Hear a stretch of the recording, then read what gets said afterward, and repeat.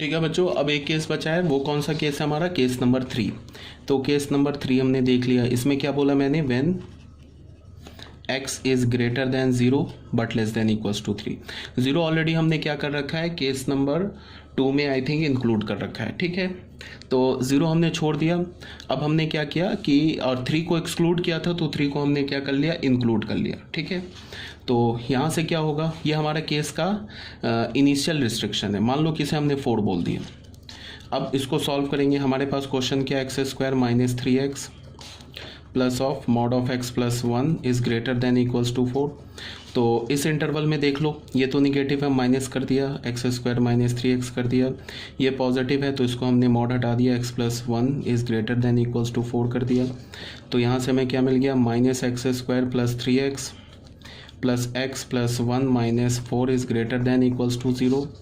तो यहाँ से हमें क्या मिला, minus x square plus 4x minus 3, minus common लेके राइट हैंड साइड में भेजेंगे तो क्या होगा, इनइक्वलिटी हमारी रिवर्स हो जाएगी। Plus minus 4x plus 3 is less than equals to 0। तो यहाँ से हमें क्या मिल गया, x square minus 3x minus x plus 3 is less than is equals to 0। x common ले लिया, x minus 3 minus x minus 3 is less than equals to 0। तो हमें क्या मिल गया, x minus 1 x minus 3 is less than equals to 0। अब बच्चों क्या है कि इसमें क्या, फिर देखो ये लेफ्ट हैंड साइड में क्वाड्रेटिक है। ठीक है, और लेस देन इक्वल्स टू 0। तो लेस देन 0 कहाँ आता है क्वाड्रेटिक में, बिटवीन द रूट्स आता है। 0 कहाँ आता है, ऑन रूट्स आता है। तो हम क्या लिखेंगे, x बिलोंग्स टू रूट क्या, 1 and 3, तो 1 and 3। तो ये केस 3 का हमारा फाइनल आंसर हो गया। सॉरी, अभी फाइनल आंसर नहीं हुआ है। ये केस 3 को तो हमने सॉल्व करके हमने क्या निकाला, x belongs to close interval 1 to 3।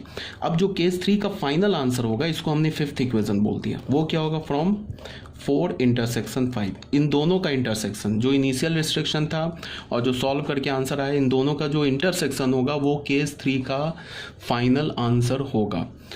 तो ये क्या हमारे पास 0 से 3, तो हमने एक बना लिया रियल नंबर लाइन, 0 1 and 3, 0 1 और 3 ले लिया। पहला क्या बोला है, 0 to 3, 0 पर इंक्लूड है, 3 पर एक्सक्लूड है। और ये क्या बोला है, 1 से 3। तो इसका देख लो, तो जो हमारा S3 आएगा, S3 क्या होगा, सॉल्यूशन ऑफ केस 3, वो क्या होगा, क्लोज इंटरवल 1 to 3। इंटरसेक्शन लेने पर ये कुछ नहीं है। ठीक है, अब जो हमारा फाइनल आंसर आएगा बच्चों, वो क्या आएगा, जो हमारा फाइनल आंसर होगा, जो हमारा फाइनल आंसर होगा, मतलब जो क्वेश्चन का आंसर होगा, ये तो केसेस क्या आ रहे थे ना, अब वो होगा S1 union S2 union S3।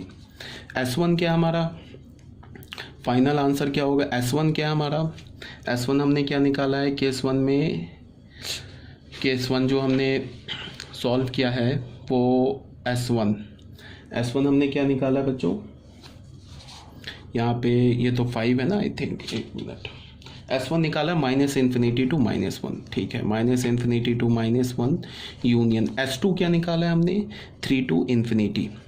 और S3 क्या निकाला अभी, क्लोज इंटरवल 1 to 3। अब इनका हमें यूनियन लेना है, इनका जो यूनियन होगा ना वो फाइनल आंसर होगा। एक तो आंसर ऐसे ही छोड़ सकते हो, ये भी आंसर हो गया। अब यहाँ क्या है, -1 1 and 3। ये क्या बोल रहा है, माइनस इन्फिनिटी टू -1, -1 पे क्लोज, 3 to इन्फिनिटी, 3 पर ओपन, इन्फिनिटी। ये क्या बोल रहा है, 1 to 3, 1 से लेके 3 तक। तो जो हमारा फाइनल आंसर आएगा वो क्या होगा, x बिलोंग्स टू, देख लो माइनस यूनियन लेना है, तो माइनस इन्फिनिटी से -1 क्लोज यूनियन। यहाँ पे देखो ये 3 इंक्लूड नहीं है, यहाँ 3 नहीं है, बट यहाँ तो है 3, तो यूनियन में तो 3 आ जाएगा। तो क्या हो जाएगा, ये 1 to इन्फिनिटी। ये हमारा फाइनल आंसर आ गया क्वेश्चन का। कोई प्रॉब्लम नहीं, ये भी आंसर है, ये भी आंसर है। तो आंसर को मैंने 2 डिफरेंट फॉर्म में क्यों बताया, बिकॉज कभी कभी क्या होता है, ऑब्जेक्टिव क्वेश्चन में आंसर जो होता है ना वो डिफरेंट फॉर्म में होता है। जैसे तुमने कुछ आंसर निकाला, वो तुम्हारा आंसर भी सही है, बट ऑब्जेक्टिव में क्या होगा, उसी आंसर को घुमा के लिख देगा। तो तुम्हें ये भी आना चाहिए कि जो तुमने जो आंसर निकाला उस आंसर को तुम ऑब्जेक्टिव क्वेश्चन के आंसर से मैच कर सको, ये भी आना चाहिए। मान लो कि ये क्वेश्चन ऑब्जेक्टिव में होता, आंसर ऐसे लिखता और तुम आंसर ऐसे निकाल लेते, या तुम्हारा आंसर ये ऑब्जेक्टिव में ये आंसर होता, तुम ऐसे निकाल लेते। तो तुम्हें ये भी तो आना चाहिए कि ये आंसर और ये आंसर एक ही है। तो ये भी आना चाहिए। मतलब आंसर के डिफरेंट फॉर्म्स दे सकते हो ऑब्जेक्टिव में। जो तुम आंसर निकालो वो कुछ और है, ऑब्जेक्टिव में जो निकला हो वही सेम आंसर है, बट वो उसका फॉर्म चेंज है, अक्सर ऐसा होता है। ठीक है, तो ये दोनों हमारा, दोनों नहीं एक ही आंसर है डिफरेंट फॉर्म में। तो ये हो गया हमारा क्वेश्चन नंबर आई थिंक 8 था, हमने सॉल्व कर लिया। ठीक है बच्चों, यहाँ तक कोई प्रॉब्लम नहीं है। ये हमारा हो गया क्वेश्चन नंबर 8 सॉल्व।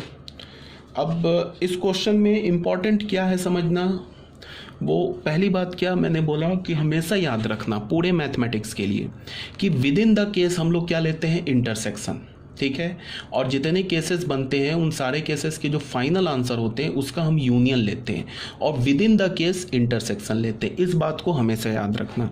ठीक है, विद इन द केस बोलने का मतलब क्या कि जब तुम केस लिखते हो ना तो स्टार्टिंग में कुछ रिस्ट्रिक्शन देते हो और फिर केस सॉल्व करके फिर हमारे पास उसका आंसर आता है। तो स्टार्टिंग का जो रिस्ट्रिक्शन है और जो सॉल्व करके आंसर आया, उन दोनों का जब तुम इंटरसेक्शन लोगे तो वो उस केस का फाइनल आंसर होगा। और मान लो कि ऐसे तुमने 3 केसेस बनाए, तो तीनों केसेस का जो आंसर होगा, ये जो हमारा क्वेश्चन का फाइनल आंसर होगा, उन तीनों केसेस के आंसर का यूनियन होगा। ये बात तुम्हें याद रखना है, पहली बात। दूसरी बात क्या कि हमने केसेस कैसे बनाए, केसेस हमने कैसे बनाए, केसेस क्या था हमारे पास, हमने केसेस ऐसे बनाए। देखो बच्चों, ऐसे केस बनाए ना हमने, पहले लिया -∞ से -1 को इंक्लूड किया, दूसरे केस में एक्सक्लूड कर दिया, फिर तीसरे केस में 0 को इंक्लूड किया, चौथे केस में हमने क्या किया, तीसरे केस में 0 को क्या कर दिया हमने, एक्सक्लूड कर दिया।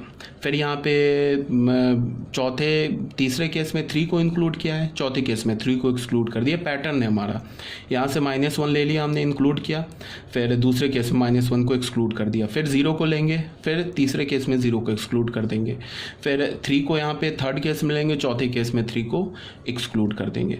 अगर तुम ऐसे याद रखोगे तो भी कोई बात नहीं है। अगर तुमने क्या किया कि ये -1 को भी अगर तुम सेकंड केस में इंक्लूड कर देते तो भी आंसर में कोई फ़र्क नहीं पड़ता, आंसर सेम ही आता। ठीक है, अगर तुम यहाँ भी 0 ले लेते, यहाँ भी 3 ले लेते तो कोई दिक्कत की बात नहीं है, आंसर सेम ही आएगा। बट हम क्या करेंगे, ऐसे सॉल्व करेंगे। ठीक है, ऐसे इंक्लूड एक्सक्लूड करके अपना पैटर्न याद रखेंगे, इस पर सॉल्व करेंगे। बट अगर तुम ले लोगे तो भी आंसर सेम ही आएगा, पहली बात। दूसरी बात क्या की हुआ कि यहाँ पे हमने इन दोनों केसेस को मर्ज कर दिया। कौन कौन से केसेस को मर्ज किया है, ये इन दोनों केस को मर्ज कर दिया। क्यों मर्ज कर दिया, बिकॉज दोनों का साइन सेम था। अगर तुम इसको डिफरेंट केस लेते, इसको भी डिफरेंट केस लेते, यहाँ 4 केसेस बना लेते, फिर चारों केसेस का यूनियन लेते, तो भी आंसर सेम ही आता, कोई दिक्कत की बात नहीं थी। ठीक है, बट ऐसे करने में क्या बेनिफिट हो गया, थोड़ा हमारा कैलकुलेशन सेव हो गया, एक केस कम हमें सॉल्व करना पड़ा। लेकिन तुम केसेस को मर्ज कब करोगे, जब उसका साइन सेम हो, ये भी पॉजिटिव, ये भी पॉजिटिव, ये भी, तो हमने मर्ज कर दिया। दोनों निगेटिव होता तो भी मर्ज कर देते, बट ये निगेटिव होता, ये पॉजिटिव होता, और यहाँ ये पॉजिटिव होता, ये निगेटिव होता, तब मर्ज नहीं करते, तब तो हमें फिर डिफरेंट केस लेना पड़ता। अब तुम क्या करना कि जब इस वीडियो लेक्चर को देख लोगे तो तुम क्या करना, इसको 4 केस बनाना, 1, 2, 3 एंड 4, और चारों केस को सॉल्व करके निकालना, फाइनल आंसर सेम ही आएगा। ठीक है, ये तो हो गई इसमें याद रखने वाली बात। अब हम क्या करेंगे, इन प्रैक्टिकल हम ऐसे नहीं करेंगे, ये तो मैंने तुम्हें सिस्टमैटिक वे से स्टेप बाय स्टेप बताया। अब प्रैक्टिकल जब क्वेश्चन आएगा तो हम उसे कैसे सॉल्व करेंगे वो बता रहा हूँ मैं। देखो क्या है, प्रैक्टिकली हम क्या करने जा रहे हैं, जब हमें क्वेश्चन सॉल्व करने के लिए आएगा तो उसको देखो हम कैसे सॉल्व करेंगे। सबसे पहले हमारा क्वेश्चन क्या था, देखो हमारे पास क्वेश्चन क्या था, क्वेश्चन नंबर 8 हमारे पास क्या था, सॉल्व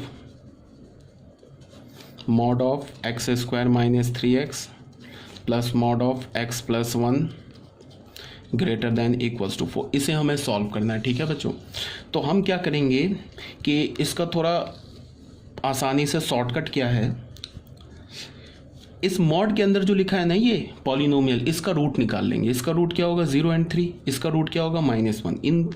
इस मॉड और इस मॉड, मान लो 3 मॉड होता तो तीनों मॉड के अंदर जो लिखा होता ना उन सबका रूट निकाल के रियल नंबर लाइन पे प्लॉट कर देंगे। तो क्या है इसका 0 और 3, यहाँ से -1, तो -1, 0 और 3 प्लॉट कर दिया। अब देखो हम केस कैसे बनाएंगे। केस 1 लिया हमने, केस 1 में हमने क्या बोला, x is less than equals to -1, ऐसे ले लिया, -1 इंक्लूड कर दिया। अब तुम क्या करो कि -1 से छोटा कोई भी नंबर दुनिया को उठा लो, -2 उठा लो, -2 यहाँ डालो, तो क्या होगा, -2 डालोगे 4 4 + 6 10, ये अंदर पॉजिटिव आ गया ना, तो अंदर पॉजिटिव आ गया तो सीधे मॉड हटा दो। क्वेश्चन क्या था हमारा, ये था ना, ध्यान से सुनो, +x + 1 > 4 कर दिया। हमने क्या किया, -1 से छोटा कोई भी नंबर उठाया, -2 यहाँ डाला, ये पॉजिटिव आ गया, सीधे मॉड हटा दिया। अब इससे -2 उठाया, -2 यहाँ डाला, ये नेगेटिव आया, तो मॉड हटाने से पहले एक माइनस मल्टीप्लाई कर दिया, सीधे ऐसे कर लिया। ठीक है, अब इसको सॉल्व करेंगे तो ये क्या होगा, x² - 3x - 4x - 1 -5 is greater then 0। तो यहाँ से हमें क्या मिला, x² - 5x + x - 5 is greater than = 0। तो हमें क्या मिला, x - 5 and x + 1 is greater than = 0। तो यहाँ से हमें क्या मिला, x belongs to -∞ to -1 union 5 to ∞। ये केस का इनिशियल रिस्ट्रिक्शन था, ये केस का सॉल्व करके आंसर आया। तो इसका जो हमारा सॉल्यूशन होगा वो क्या होगा, वो S1 हमने बोल दिया, केस 1 के सॉल्यूशन को। इन दोनों का इंटरसेक्शन ऑलरेडी बताया जा चुका है, -∞ to -1। अब केस 2 पे आ गए। केस 2 पे क्या है, -1 यहाँ पे इंक्लूड कर लिया था, अब -1 को हम एक्सक्लूड कर देंगे, बट 0 को इंक्लूड कर लेंगे। अब यहाँ से इसके बीच में हमने कोई भी क्वेश्चन किया हमारे पास, x² - 3x + x + 1 is greater than, इसके बीच में कोई भी नंबर उठा लिया। ठीक है, तुम चाहो तो 0 भी ले सकते हो। तो ये क्या हो जाएगा, यहाँ पे अगर इसके 0 भी तो है, तो यहाँ से 0 ले लोगे तो ये अंदर क्या हो जाएगा, 0। ठीक है, इस इंटरवल में 0 भी है, तो अंदर से हमने 0 लिया तो 0। तो हमें पता है कि मॉड डायरेक्ट कब हट जाता है, जब उसके अंदर की क्वांटिटी या तो 0 होती है तो पॉजिटिव होती है। तो हमने यहाँ 0 डाला तो सीधे मॉड हट जाएगा। तो मॉड हटा तो क्या होगा, x² - 3x हो गया। यहाँ हमने 0 डाला, अगेन 1 बचा, पॉजिटिव आया, मॉड हट गया, x + 1 -4 कर दिया, ग्रेटर दैन = 0 कर दिया। ठीक है, तो हमें क्या मिल गया, x² - 3x - 3 is -2x, sorry, -3 is greater than = 0। तो ये हो गया x² - 3x + x - 3 is greater than = 0। ये हो गया x - 3 x + 1। ठीक है बच्चों।